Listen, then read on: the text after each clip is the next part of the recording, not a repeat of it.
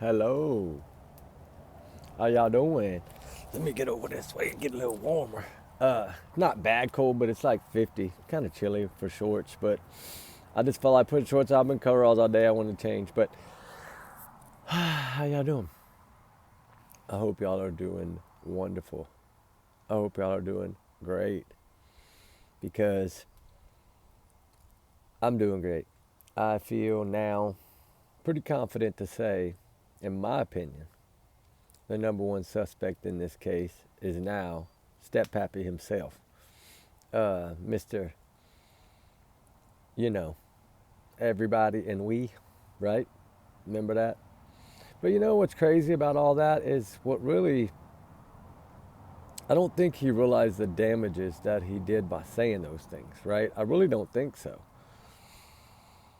And and if he'd have just done it once and then he would have corrected himself, that would have been like, say he would have, come out and said we, and then he would say, oh, I mean, his mother would have hurt. Like if he'd have corrected it, then of course, but when you say it once, you say it twice, and you just keep rolling with it, then you realize, okay, his brain, like I always tell y'all, like Mr. Peter Hyatt, Legend Peter Hyatt himself, God rest his soul. I'm so disappointed and upset and sad that he's not here to help us, but I know he's in a better place. My condolences to the family again for Peter Hyatt, but I trust a lot of what that man says, and he said from the get-go, this guy doesn't know how to tell the truth, pretty much. And he said Katie holds the key. So now I feel like maybe both of them hold the key. Now that my new theory is that he was actually home and didn't have his truck there, and somebody was at his camper with his phone, and then he was using Katie's phone to call whoever he had at his camper until they picked him up and took him back at 3 in the morning. That's what I'm thinking now. I think more or less now that it was, that's probably what went down. Because I always wondered, I always figured he had to have got that boy far away, right? Far enough away to where that 17-hour trip he made that following day would be where he could do everything in that window and get back. Now, whether that means he left him in that camper, like I said before, and he had games in there and he let him play or whatever, he came home and said, I'll be right back tomorrow. I'll be back. Stay in here. Don't move, right? And then went back and then moved him somewhere or somebody picked him up or whatever. I don't know about that. I don't know. I'm just saying that's a possibility, just like I think it could have been a bad possibility if this child's no longer with us. I don't want to say that because it crushes my heart, but we have to look at it that way, right? Allegedly, in my opinion, we have to look at all angles. It has been over a year. So statistically, unless, we get a miracle, it's not looking good. But I have to keep hope alive, right? I do. I'm a faithful person, y'all know that, and I have to keep faith alive. I do. I still have to keep a percentage that this child might be out there somewhere waiting for somebody to rescue him, and that's hard to think about. But that's a big word to think about. Having to rescue this child and get him back to Seth or wherever it's gonna. I'm pretty sure he'll go with the father. I don't think he'll ever go back to that house. Just like I don't think he'll ever see Faith again. Not unless it's like with somebody present. I just, because New Mexico, you realize she got so far away that she knew that he didn't have no pull in that jurisdiction, which I'm still shocked that she beat him in Hendersonville. In that case, I bet he was shocked too because he thought all the money they donate to these people that he was going to win, right?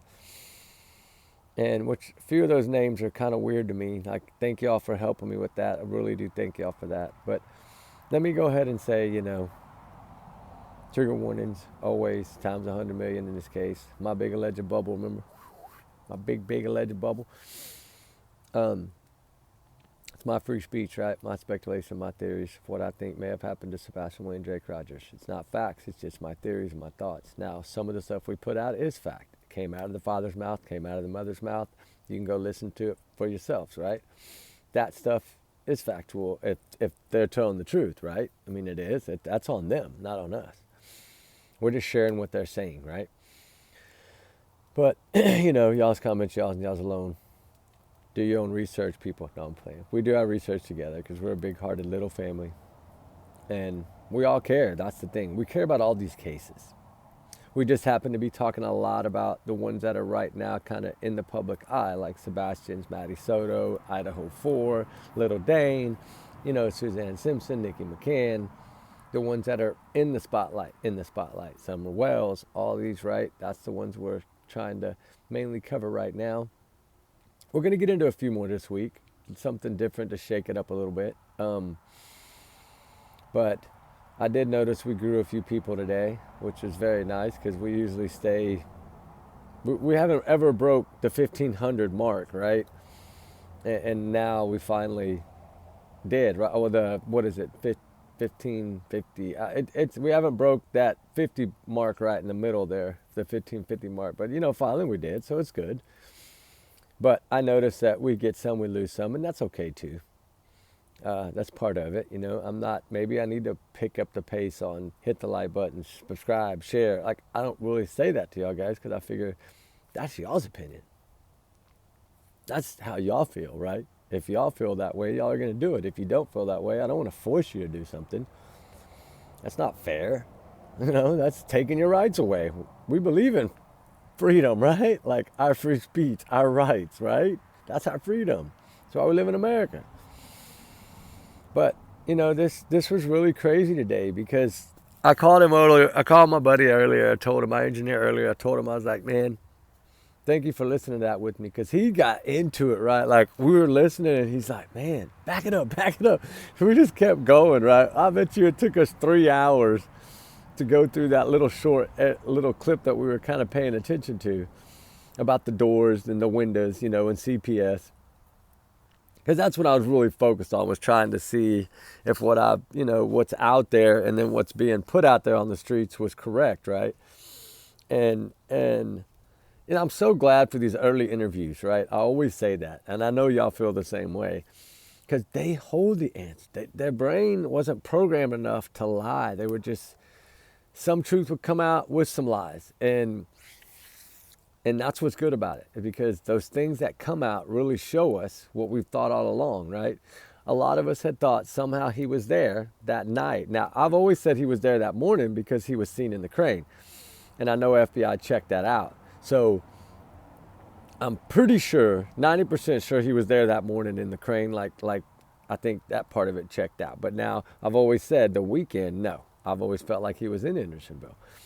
And if you think about it, if somebody did pick him up before the weekend and he left his truck there, because he would have had to have somebody at the camper with his phone to make that 943 call if, he was at the house. Because clearly now he's saying he was. I mean, he's saying that Sebastian would have woke him up if he'd have went out the loud, noisy door or the window. And then, of course, if he'd have went out the front door, like he said, if somebody would have tried to come in to get him, they would have been seen. So that means if you're going to come up to the front door and punch in a code and be seen, you're going to see him going out. But I look at it one way. If this child would have left that house in a hurry with no shoes on, when we know he didn't, he wouldn't have locked that damn door anyway. He'd have been gone. He wouldn't have locked it back. But I think she had that control on. And all you do is just turn it on. And no matter what, you're not getting out of that lock unless she turns it off on her phone. I do believe that now. That we've done nine different tests on 9 different brands of those locks, and they're all the same. And technology's getting way better anyway, right, guys? We know that. But, like I said, remember, allegedly, these are just my opinions, my free speech anyway. Not to reflect on the channel. It's just me. Just being me.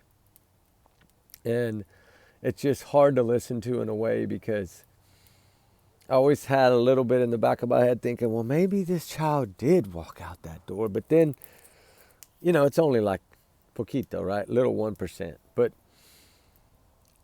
the dogs and the cameras, there's no way to bypass both. One or the other would have caught this child. Either the cameras or the dog. And now we know, according to the owner of the home, Christopher Proudfoot, that no matter what, if somebody would have came to that front door or left that front door, they would have been seen on camera or from across the street. He made that very clear, right? Crystal clear, he said. And another thing was, I didn't talk about much today, was the CPS one, where he kind of got himself in a pickle. And because he clearly He said, I don't have nothing to hide, right? And then it's like he starts talking and he shuts up. And then she's like, oh, we lost him. Well, no, you're going to lose him. Katie, cover that damn speaker up. Watch what you're saying. Like, they protect each other. I get it. That's what they're going to do. If they're going to execute this plan, they got to live with this plan. And the sad thing is for them is if they don't get arrested soon or in a year, then they got to live with this plan forever. So how many more lies are going to come out? God, they're going to get worse as time goes by. And it's just, karma. Karma, whew, it'll get you. You got to be careful with karma. But, clearly the CPS thing, as heartbreaking as that is to know this boy had autism and to listen to how he said that, like, oh my God. Even old man was like, I thought he was going to cry. Literally. And we may be some softies, I don't know. We some tough oil field guys from South Texas, but we still softies when it comes to kids, right? And, for him to it's like he wasn't going to school. They were going somewhere is what he made it sound like. He's like, we were going somewhere. And I asked him where was his belt. So it wasn't like it was for school. At least that's not what I got from what he said. And then he said, Sebastian said, I don't know, or something of that nature. And then he said, whack. Like he just whacked him, right? And then he said when he got to school, the teacher had to call because it's mandatory. You see what he's trying to do? He's trying to paint a picture of like, he's innocent. Sebastian's lying, but yet you're trying to accuse this child of lying, but you just said you whacked him and that the teacher called. So that's 100% truth. That's out of your mouth, truth across the board. So why would you come back later and say he lied and CPS was really nice to you when I know that's not the case? So you would have been at home every weekend. You wouldn't have been gone, right, for the month with your little waitress from the restaurant. You wouldn't have been over there with that woman in your camper when you got $30,000 house at home with the wife you love, right? I don't know. Anyway, I'm not going to go that far yet. I'm not ready to talk about that one yet. We'll talk about that on another day, though. But I do got something for y'all on that. I spoke to a few people that at the restaurants around that area. But anyway, to hear him say that and think about little Sebastian, always smiling, always happy, he looks like, right? He didn't look in that video at the Roadhouse. I'm not going to say he looked happy because he didn't. He looked hungry. He looked tired. He looked physically exhausted. We don't know what his little head was going through every day. Like Seth said, he doesn't know. Now, Seth kind of knows what he was living with because he's seen the documents. But we can only just guess of what we think, right? And based on what we know from the stepfather and the mother and what they've said. Like with CPS and all these things, right? Which we know CPS would never be soft with anyone. Not when it comes to an autistic child. There's no way. But, just to hear him say that pretty much. And then to say, like, he was upset that his dinner got interrupted. I know we talk about food sometimes, but I've tried not to do that now. But you see what I'm saying? Like, he was upset that this lady that had been there before on another case, and that was probably the one that he told Nancy Grace from 3 years ago. I'm sure that's probably the same lady. She'd probably been coming every year, every month. Who knows? But it sounds like a lot. For him to say that, and then he kind of caught himself like, uh-oh, I just told another lie. And then I just told the truth again, right? Now I got to cover that one up. But he tried to backtrack, but it was too late. They weren't going to let him live that down. So then that's when he kind of like took a breath and he was like, I ain't got nothing to hide. I'll just tell you. And so he's like, well, it went like this, And then he tells us that half-assed story of his, chicken scratch story, I think. But he basically was letting us know this woman had been there previously. She had stretched all 3 cases into one. 1, 2, 3. Their lucky number. 3 minutes. 3. 6:33. 3. Call and report missing. Yeah, the threes. Yeah, he pretty much let us know there was 3 cases, and he tried to make it all shrunk into one, and it's not. Well, we know one's open. So what it was they would do one case, then they would, I guess, work on that case, and then another case would come in, so they would roll that case into that one. He had the true meaning of saying they merged them, because they did merge them, but it wasn't for his favor. It was for Sebastian's favor. They would roll that one into the next case, so then it would be 2 and 1 and be open. And then the third time, like he said, they merged 3 into 1. The third time was when he was 15, which means he had only been 15 not very long, since December 7th, right? So he hadn't been there long. He was with his father for Christmas break, so we know that he wasn't, it had to most likely have been after Christmas, which means after New Year's holiday most likely when it happened.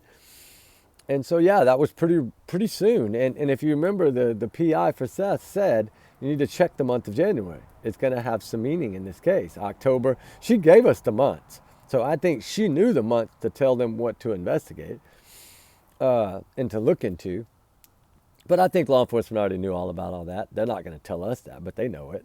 They know everything like that. And don't think FBI and Secret Service didn't get all that information right away. They could probably tell you everything about that man and woman. And that's, I think, kind of why they've still communicating with Seth and not them too.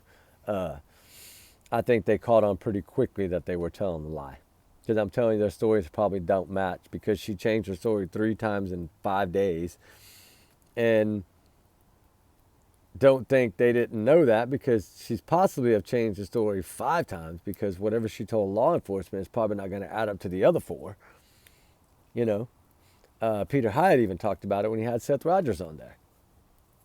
And so did Pat Brown. She's really good about it too. Go listen to her, she'll crack you up. But yeah, she broke it down. Like, he's 15, why are you panicking in 1 minute, right? Like Pat Brown's like, you're not going to panic for a 15-year-old in 1 minute. But then you don't ever search for the child? Yeah, don't make sense, right? But, you know, if you really think about, he merged the 3 into 1. I think CPS was just rolling them over, and then it built up enough to where they were going to come down on him. The whip was cracking, right? And that's when Sebastian vanished.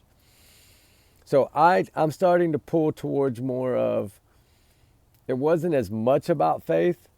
It still was, but I don't think it, I think he thought he could handle that case regardless, but yet CPS was going to get him, which would eventually have kept him from faith. So yeah, I guess it's still tied in a way. But I think more than anything, he was trying to get the CPS things done so he could come home and feel comfortable being at home. Not saying he was mandated, but I think he was pulling a Don Wells and on the run from CPS. That's what I think. But I could be wrong, right? I could be. I'm wrong a lot, I guess. But that's part of why we do this, right? To try to find answers. But, you know, it did. But that's not what really got me in the whole thing. You know, that broke my heart about the CPS, of course, because little Sebastian Rogers did not deserve that. And one bit did he deserve for a stepfather to sit there and come on TV or come on an interview like that and just say you whacked this child. And then I hear from a neighbor that you tell Katie, come do something with this kid, or come get rid of this kid, like, because he was out there where Chris was. He said, you come get rid of this kid or I am. Wow. That's some serious words to say to an autistic 15-year-old child. Very, very bad words to say. You know, spraying a child with a pressure washer is a bad thing to do too. And I hope that LE got that video. I really do hope they did. I do. I really hope they did. I'm praying. I think they did get it, and they're going to get a lot more stuff, because there's a lot of people right now sending stuff in behind closed doors, and that's wonderful. Keep it up. That's what I say. Keep the heat up. I'm going to build a bigger fire every night for Sebastian if I had to. Right? And, you know, clearly the doors got me, because, you know, he admitted so much truth talking about the doors and the windows. See, it's little things like that that get him, that throw him off. Like Nancy Grace really ripped him apart, right? And then, you know, you hear that. Hold on. Oh, my God. Sorry. I didn't mean for it to fall over like that, guys. I want to put this big log on there, but hold on. But, you know, I want to make sure I didn't burn my pillow. All right. But, you know, when I heard that the first time, it freaked me out because I was like, no way he just said we. Because at first he said everyone. He was going to say everyone would have heard it, but he stopped himself, right? But then the second time she got him again with the window, he slipped up. He's like, let's just say he stepped out that window onto that mulch, barefooted, like we would have heard him, like he would have screamed, like it would have poked him. Those would, it would have been like splinters. But he didn't step out that window. He didn't go out that front door. He didn't go out that side door. He didn't go out that back door. He didn't go out that garage. Sebastian Rogers did not leave that home on his own.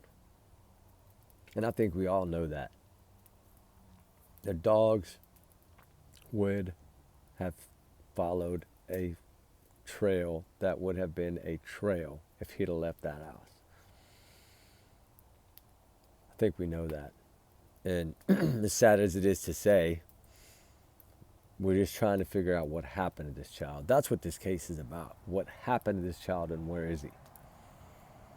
And they have got away with it for a little while. So they think. I don't think so. Now what I've been hearing lately is really starting to boost my confidence again. Because I know that some of the ones that I communicate with there are in this channel. And I think whenever they see me kind of getting a little down about it, like maybe they're not. I think they send me an email just to kind of reassure me, right? Which is wonderful. Thank y'all so much for that. But just that loud noise door, he said, a squeaky door or whatever it was, a loud door that he wouldn't have gone out because everyone would have heard him.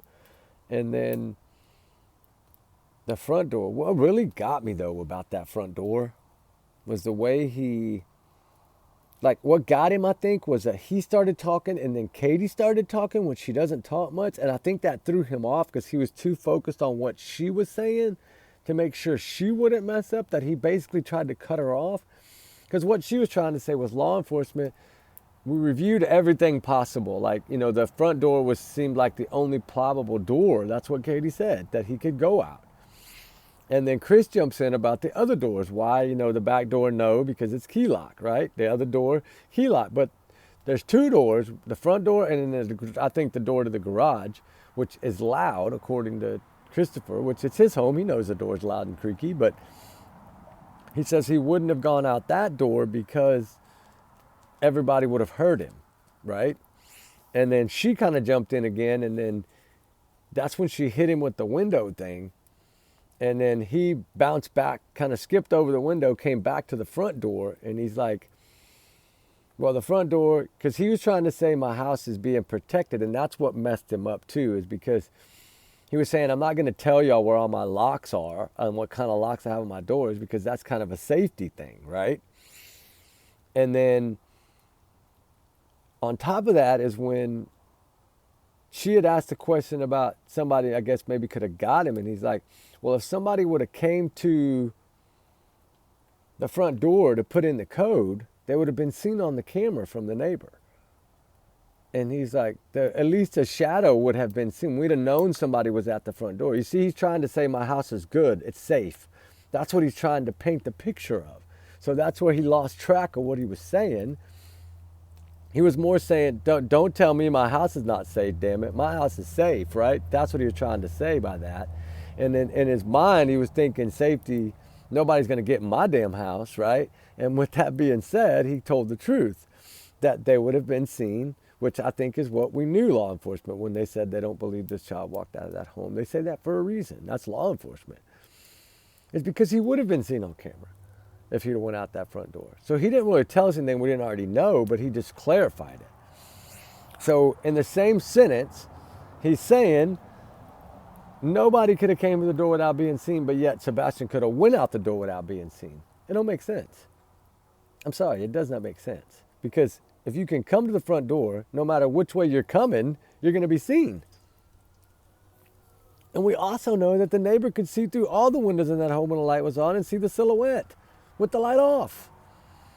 So, yes, I'm sure that they would have seen a shadow. I'm sure if Sebastian would have walked out that front door with no shoes on, like Chris said, and stepped off that front porch and poofed into thin air, the camera would have caught him. You're right, Chris. The camera would have caught him. Yes, I agree with you. So don't say he went out the front door, because he didn't.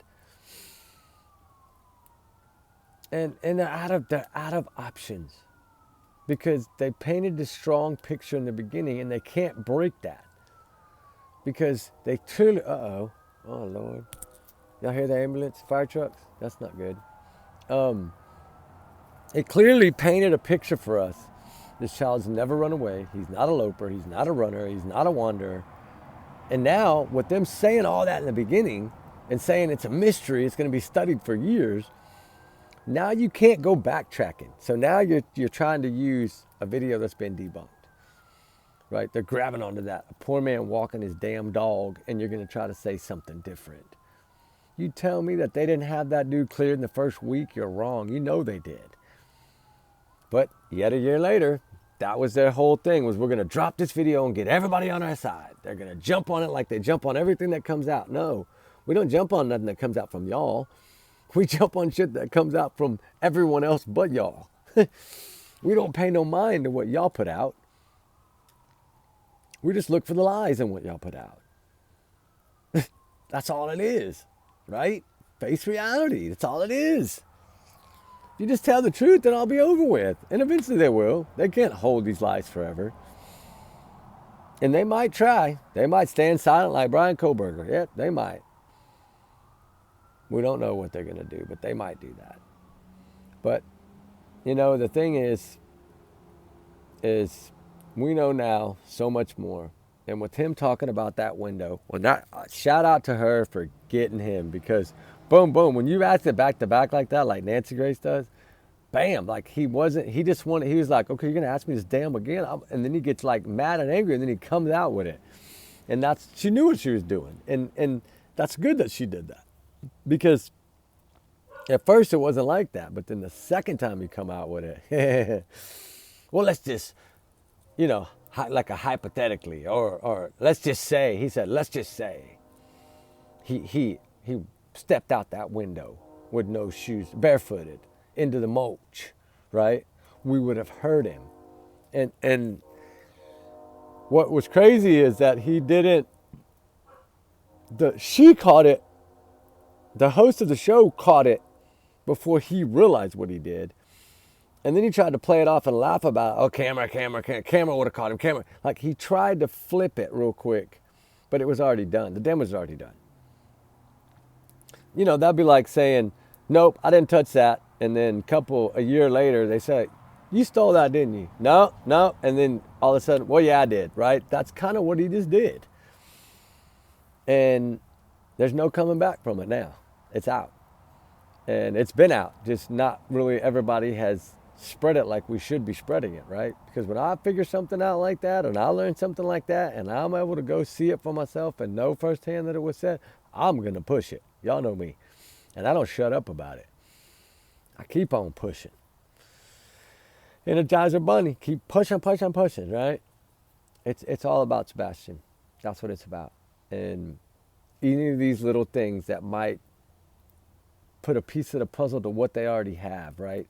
That's why we do what we do. And they love what we do. Don't say law enforcement don't love true crimers. They do.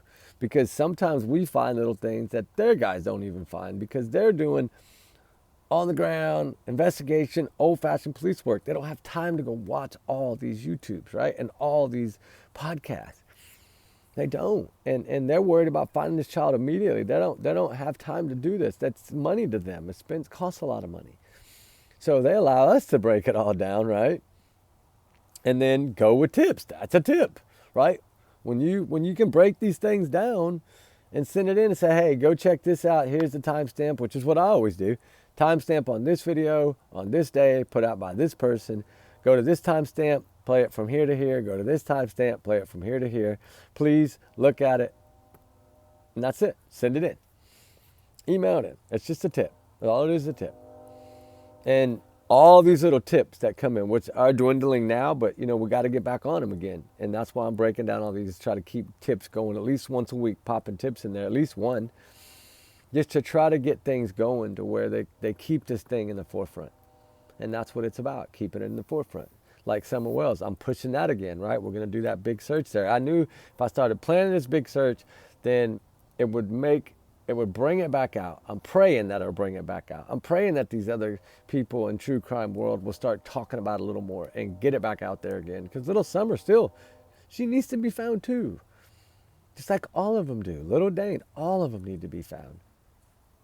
Even the runaways, they run for a reason.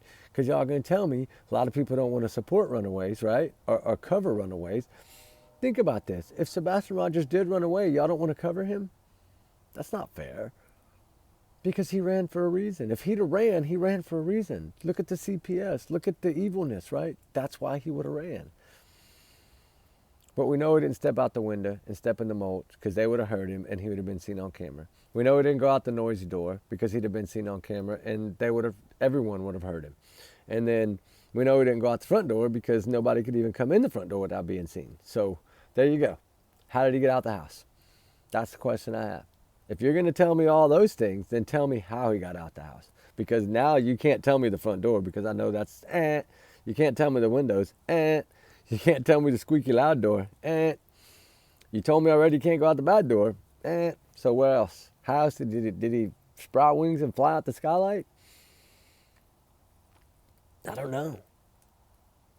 But they need to tell us that because they can't keep going over all these other things now because it's not going to work. And I think that's why they did not talk about any of these things in that new interview. What did she say? I've been thinking every day, every night, every minute, every day, and a million things in my head, and I don't know if he ran away, if he went with someone willingly, went with someone not willingly. I just don't know. Oh, what happened when he walked out the door? That vanished. Yeah, they're running out of things to say. Uh-oh, I think I got something smoking over here. No, there's nothing. All right, I was making sure nothing was on fire. Nothing but the fire pit's on fire, guys. Hold on. Y'all know y'all want the fire. The only reason y'all watch me is for the fire, right? Y'all only watch me for the fire. I'm playing. But, you know, it's... God, what are we going to do? Now we know all this. Now we got to find something else we got to dig up. So keep going, guys. And keep bringing everything to my attention. I know I haven't been able to get back to comments like normal, but it's because I've been so swamped because of the rigs being... We're having a lot of problems out there right now. So I've been randomly hours, right? I go in, I come home for 2 hours and go back. So I haven't had the time to do it. And then with the little bit of time I do get, I try to make y'all a video, right?